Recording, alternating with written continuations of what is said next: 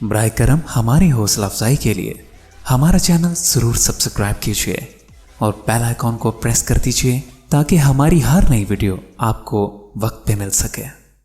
औज़ुबिल्लाहि मिनश्शैतानिर्रजीम, बिस्मिल्लाहिर्रहमानिर्रहीम। अस्सलामु अलैकुम ख़वातीन व हज़रात, मैं हूं आपका होम्योपैथिक डॉक्टर रिजवान साकिब और आपसे मुखातब हूं शमा होम्यो क्लिनिक लाहौर पाकिस्तान से।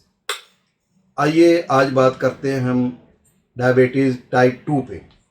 इससे पहली वीडियो में मैं आपको डिटेल से बता चुका हूं कि डायबिटीज़ टाइप 1 कौन सी शुगर होती है, किस तरह की शुगर होती है और उसको हम IDDM क्यों कहते हैं, और ये शुगर जिसको हम सिंपली DM कहते हैं, डायबिटिस मेलाइटस के नाम से जानते हैं, तो ये शुगर आमतौर पर 30 से 40 साल के दरमियान अक्सर होती है और इसकी ख़ास वजूहात होती हैं। ख़ास तौर पर फैमिली हिस्ट्री अगर शुगर की है तो ऐसे पेशेंट को शुगर होने के चांसेस होते हैं, और बहुत सारा अगर स्ट्रेस ले लिया है, टेंशन ले ली है, डिप्रेशन ले लिया है, तो उसके बाद भी इस तरह की शुगर होने के चांसेस होते हैं।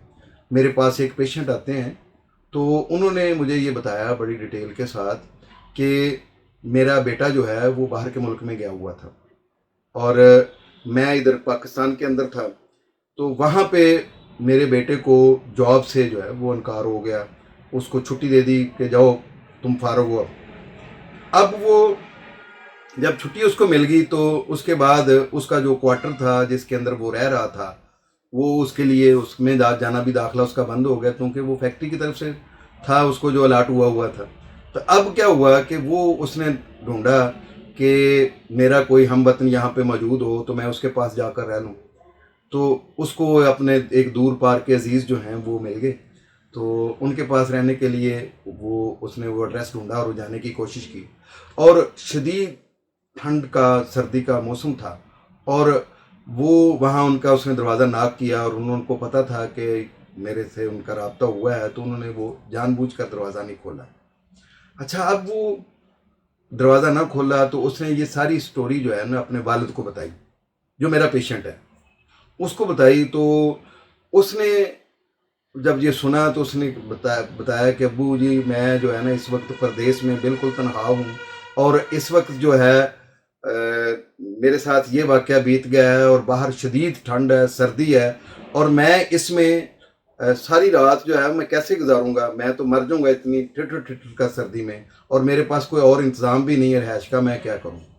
तो बाप मुसलसल राब्ते में रहा और वो रोता रहा, आंखों में ज़ारो कुतार आंसुओं के साथ, स्ट्रेस के साथ, और उसने शदीद इसका सदमा लिया और सदमे का क्या नतीजा हुआ कि बिल आखिर उसको डायबिटीज़ हो गई। तो ये जो शुगर है इसको डायबिटीज़ टाइप 2 कहते हैं कि जो लबलबे में स्ट्रेस की वजह से तब्दीली आ गई है। वो शुगर को, वो इंसुलिन को खारिज तो करता है लेकिन या कम करता है या ज़्यादा करता है।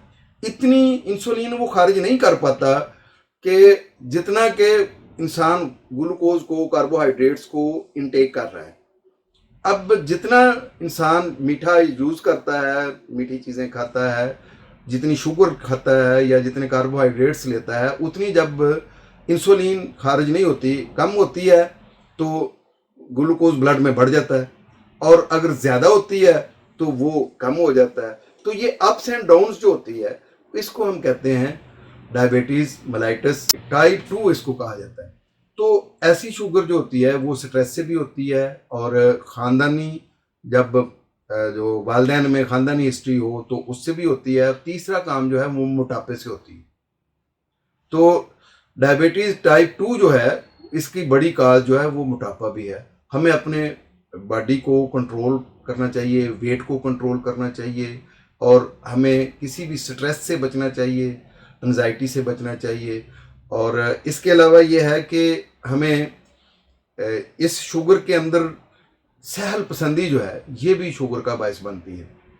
तो सहल पसंदी से बचना चाहिए कि खाना खा लिया और बैठे रहे, वॉक न की। आप सुबह की वॉक को और हल्की फुल्की एक्सरसाइज को अपना मामूल बनाएं तो आप शुगर से बच सकते हैं। क्योंकि ये जो शुगर है ये ऑटोइम्यून डिजीज़ नहीं है, ये आपकी अपनी पैदा की हुई शुगर है। मैं अक्सर इसकी एक एग्जांपल देता हूँ कि ये जो लबलब है ना हमारा, एक दफ़ा इसके अंदर अगर कोई स्वेलिंग आ जाए, सूजन आ जाए, या इसके अंदर किसी किस्म की कोई जो डिसफंक्शन हो जाए किसी भी वजह से, या सिकुड़ जाए एक दफ़ा, तो ये बाद में अपनी असल हालत में नहीं आता। और इसी वजह से कि जब ये बाद में अपनी पूरी हालत में, सही हालत में नहीं आता, तो इस वजह से ये उतनी इंसुलिन खारिज नहीं करता जितनी हमारी बॉडी को चाहिए होती है। ये फिर कम या ज़्यादा जब जारी करता है, खारिज करता है, तो फिर हमें मेडिसन मुस्तकिल तौर पर लेनी पड़ती है और सारी उम्र लेनी पड़ती है, और फिर हम ये कहते हैं कि जी शुगर का कोई इलाज नहीं है। तो इसीलिए ये कहा जाता है कि ये अनरिपेयरेबल होती है, इमरिपेयरेबल होती है, और इसका हम ठीक नहीं कर सकते हैं। लेकिन ऐसा नहीं है। मैं इंशाल्लाह जब होम्योपैथी की मेडिसिन शुगर के वाले से डिटेल से बताऊंगा, तो मैं आपको इंशाल्लाह ये बताऊंगा कि ये टाइप 1 की शुगर जो है वो भी, और टाइप 2 की शुगर जो है, ये दोनों अल्लाह के फजल से काबिल इलाज हैं। इनका इलाज किया जा सकता है, और अगर खुदा न खास्ता किसी पेशेंट में ये काबिल इलाज नहीं भी है, तो कम से कम जो शुगर की वजह से मुज़र असरात हैं बॉडी के अंदर, उनको ख़त्म किया जा सकता है। और जो शुगर है जिसको हम इंसुलिन से कंट्रोल कर रहे हैं, या हम एलोपैथिक मेडिसिन से कंट्रोल कर सकते हैं, तो बगैर किसी साइड इफ़ेक्ट के अगर होम्योपैथी से वो कंट्रोल हो जाए, तो ये भी बड़ी अच्छी बात है। क्योंकि एलोपैथी मेडिसिन के बहुत सारे, ज़ाहिर है, इसके अलावा साइड इफ़ेक्ट्स भी होते हैं, और अगर हम इसको बगैर साइड इफ़ेक्ट्स के कंट्रोल कर सकते हैं, तो हमें उसको उससे कंट्रोल करना चाहिए। जैसे जमनीमिया है, फिर ये हमारे पास यूरानियम नाइट्रिकम है, फिर इसके अलावा बाज़ केसेस में थूजा भी है। थूजा बहुत अच्छी मेडिसिन बाज़ दफ़ा साबित होती है।